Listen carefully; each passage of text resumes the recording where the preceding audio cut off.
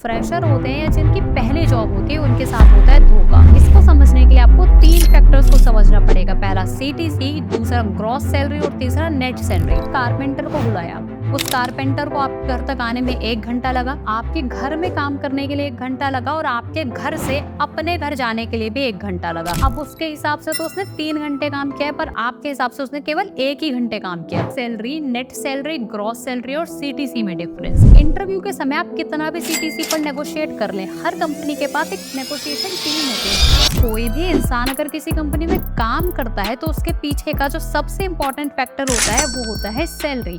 तो यहाँ पर एम्प्लॉय और एम्प्लॉयर सर्विस और सैलरी के बीच में एक्सचेंज करते हैं। तो ये जो सैलरी है वो इतनी इंपॉर्टेंट होती है कि इंटरव्यू के टाइम पर ही डिस्कस कर ली जाती है। पर ये यहाँ पर जो एक्सपीरियंस होते हैं उनको तो समझ आ जाता है, पर जो फ्रेशर होते हैं या जिनकी पहली जॉब होती है उनके साथ होता है धोखा। यहाँ धोखा किसी भी इलीगल एक्टिविटी नहीं होती। धोखे का मतलब है यहाँ पर सैलरी स्ट्रक्चर का पूरा ज्ञान ना होना, जिसका फायदा उठाती हैं ये कंपनीज। तो देखो, ये सैलरी स्ट्रक्चर कोई रॉकेट साइंस नहीं है। इसको समझने के लिए आपको 3 फैक्टर्स को समझना पड़ेगा। पहला सीटीसी, दूसरा ग्रॉस सैलरी और तीसरा नेट सैलरी। तो चलो इसको एक एग्जाम्पल के साथ में समझते हैं। मान लो आपके घर पे एक कारपेंटर का काम है, जिसमें अपने कारपेंटर को बुलाया। उस कारपेंटर को आपके घर तक आने में 1 घंटा लगा, आपके घर में काम करने के लिए 1 घंटा लगा और आपके घर से अपने घर जाने के लिए भी 1 घंटा लगा।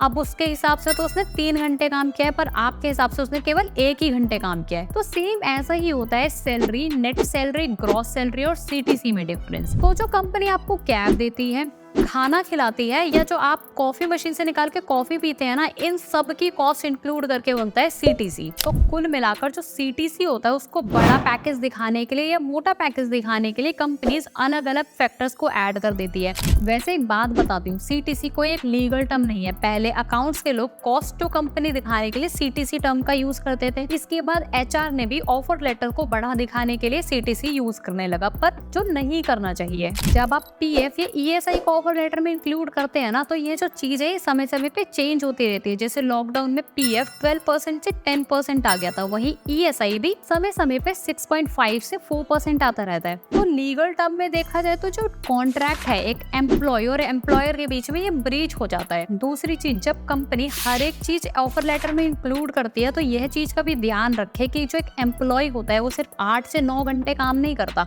वो कभी कभी इससे ज्यादा भी काम करता है, पर इसको कोई एक्स्ट्रा पे नहीं मिलता है। इंटरव्यू के समय आप कितना भी सीटीसी पर नेगोशिएट कर लें, हर कंपनी के पास एक नेगोशिएशन टीम होती है जिसका स्पेशल काम यही होता है कि वो सीटीसी पर नेगोशिएट करे और कंपनी को ज्यादा से ज्यादा फायदा दिखाए। सैलरी ब्रेकअप देखे बिना सीटीसी पर नेगोशिएट करना एक अच्छा आइडिया नहीं हो सकता। उस समय पर अगर आपको नेगोशिएट करना है तो नेगोशिएट करो नेट सैलरी पर। नेट सैलरी क्या होती है? जो सारे अलाउंस जैसे पीएफ, ईएसआईसी या बाकी सारे अलाउंस कटने के बाद जो आपके अकाउंट में एक अमाउंट आता है उसको हम नेट सैलरी कहते हैं। पर यहाँ पर कुछ बातें हैं जिसका ध्यान आपको रखना चाहिए। जैसे पीएफ एम्प्लॉय और एम्प्लॉयर के द्वारा 50-50% देना चाहिए, पर कुछ कंपनीज ऐसी होती हैं जो 50% एम्प्लॉय से लेती है, अपना हिस्सा जो एम्प्लॉयर को देना है वो भी सैलरी में से ही काट लेती है। दूसरी चीज, परफॉर्मेंस बोनस। देखो, किसी भी कंपनी ने इस चीज को स्पेसिफाई नहीं कर रखा होता है कि आप एक अच्छे परफॉर्मर कब बनेंगे, क्योंकि उनकी जो परफॉर्मेंस पॉलिसीज है वो समय समय पे चेंज होती रहती है। और तीसरी बात करते हैं मेडिकल इंश्योरेंस की। तो जो कंपनीज मेडिकल इंश्योरेंस देती है वो बल्क में खरीद लेती है,